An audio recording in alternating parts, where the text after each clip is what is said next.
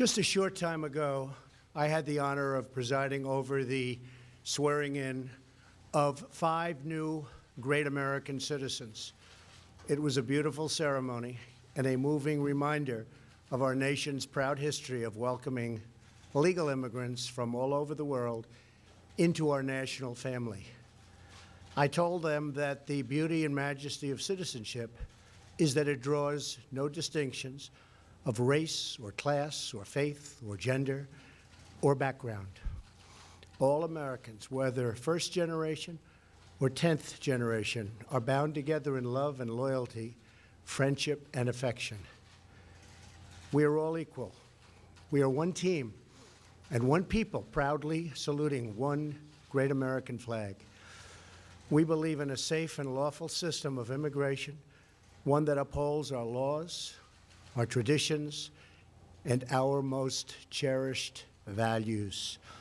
Unfortunately, our immigration system has been badly broken for a very long time. Over the decades, many presidents and many lawmakers have come and gone, and no real progress has been made on immigration. We are now living with the consequences, and they are tragic, brought about by decades of political stalemate, partisan gridlock, and national neglect.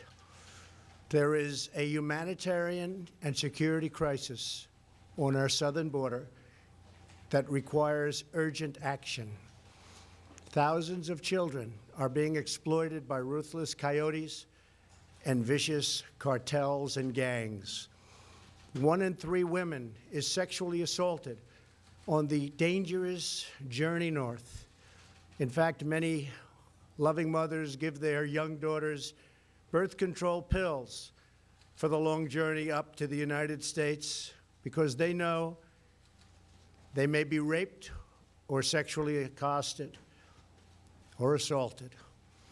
Nearly 50 migrants a day are being referred for urgent medical care. Vast quantities of lethal narcotics are flooding through our border and into our communities, including meth, cocaine, heroin, and fentanyl. Drugs kill 78,000 Americans a year and cost our society in excess of $700 billion. Heroin alone kills 300 Americans a week, 90% of which comes across our southern border. We can stop heroin. Illegal immigration reduces wages and strains public services. The lack of border control provides a gateway, a very wide and open gateway, for criminals and gang members to enter the United States, including the criminal aliens who murdered a brave California police officer only a day after Christmas. I've gotten to know and love angel moms, dads, and family who lost loved ones to people illegally in our country. I want this to end. It's got to end now. These are not talking points. These are the heartbreaking realities that are hurting innocent, precious human beings every single day on both sides of the border.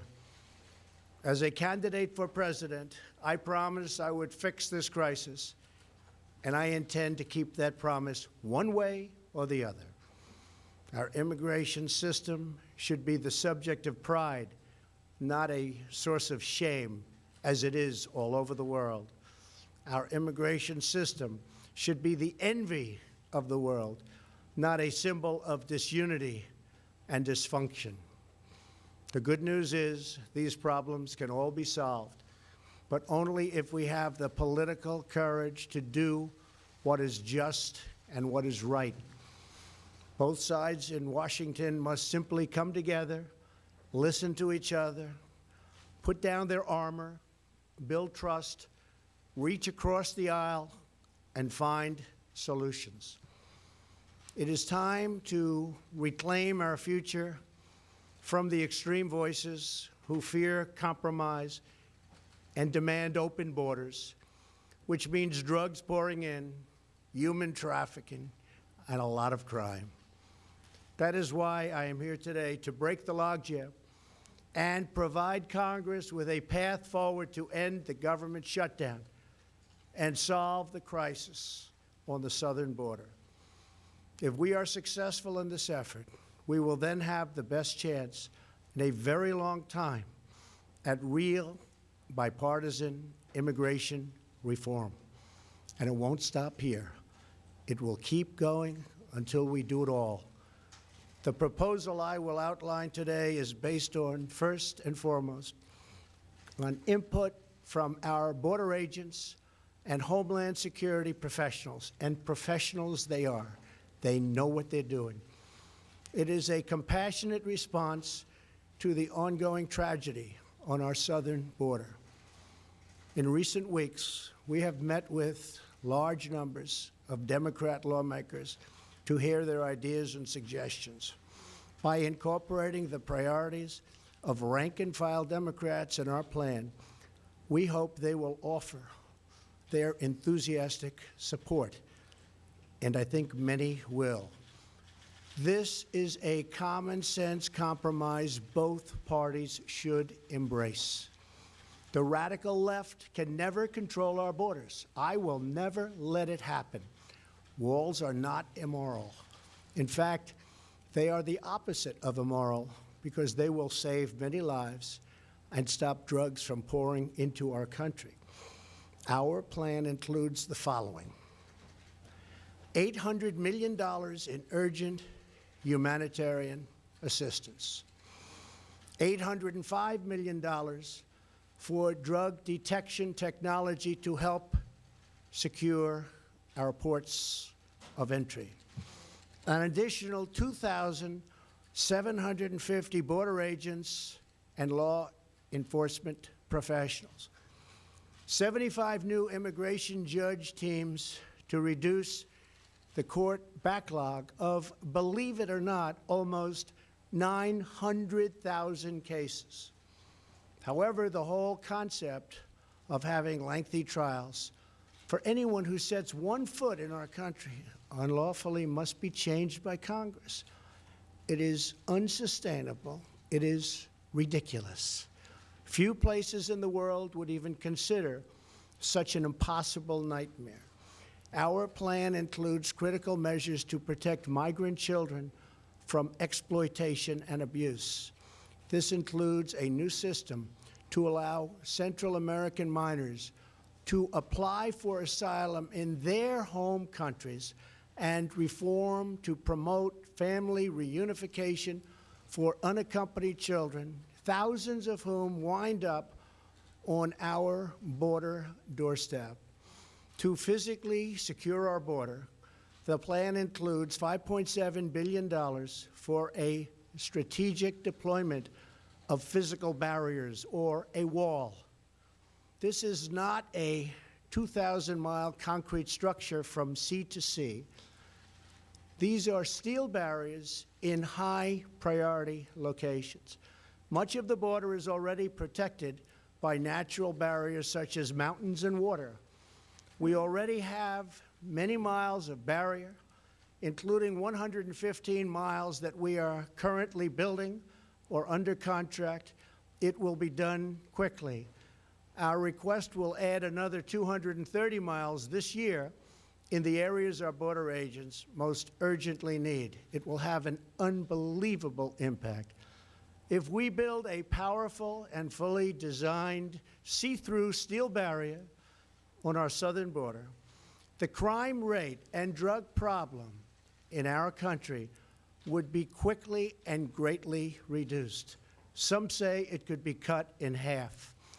Because these criminals, drug smugglers, gangs, and traffickers do not stop at our border. They permeate throughout our country, and they end up in some places where you'd least expect them. They go all over our country. A steel barrier will help us stop illegal immigration while safely directing commerce to our lawful ports of entry. Many of these security ideas have been proposed by Democrats themselves, and all of them have been supported by Democrats in the past, including a physical barrier wall or fence. Furthermore, in order to build the trust and goodwill necessary to begin real immigration reform, there are two more elements to my plan. Number one is 3 years of legislative relief for 700,000 DACA recipients brought here unlawfully by their parents at a young age many years ago.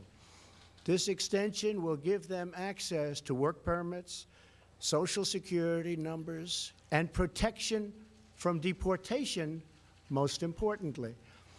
Secondly, our proposal provides a 3-year extension of temporary protected status, or TPS. This means that 300,000 immigrants whose protected status is facing expiration will now have 3 more years of certainty so that Congress can work on a larger immigration deal, which everybody wants, Republicans and Democrats.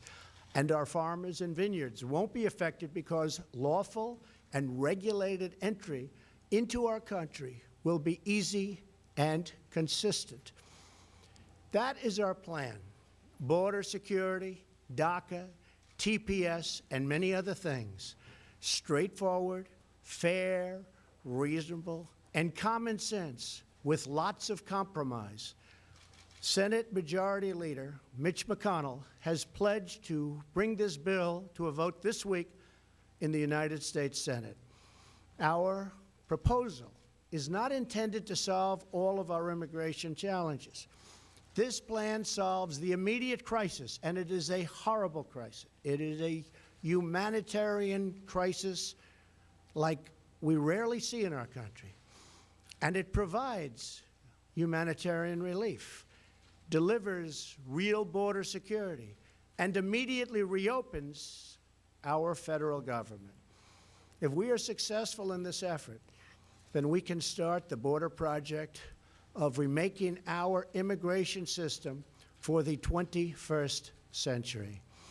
Once the government is open and we have made a down payment on border security and immigration reform starts to happen, I plan to convene weekly bipartisan meetings at the White House so we can do a finished product, a great product, a product that we can all be proud of having to do with that elusive immigration problem. Whatever we do, I can promise you this: I will never forget that my first duty and ultimate loyalty is to you, the American people. Any reforms we make to our immigration system will be designed to improve your lives, make your community safer, and make our nation more prosperous and secure for generations to come. Thank you, and God bless America. Thank you. Path to citizenship, Mr. President. You supported a path to citizenship last year, Mr. President.